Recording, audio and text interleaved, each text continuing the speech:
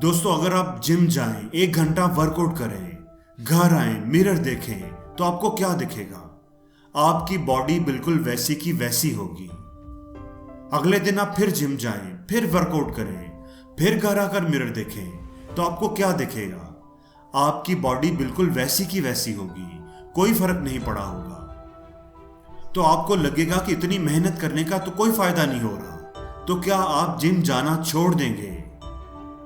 ज्यादातर लोग ऐसे ही करते हैं। कोई भी काम शुरू करते हैं तो उन्हें रिजल्ट हासिल करने की जल्दी होती है, और रिजल्ट अगर जल्दी नहीं मिलते तो छोड़कर कोई और काम करने का सोचने लगते हैं।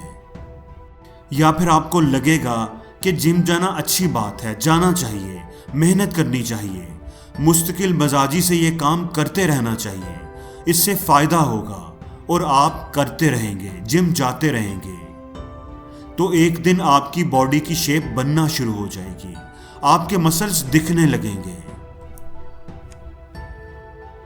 दोस्तों, एक दिन में 9 घंटे वर्कआउट करने से कुछ नहीं होता, लेकिन 3 महीने रेगुलरली 30 मिनट वर्कआउट करने से जरूर कुछ होगा।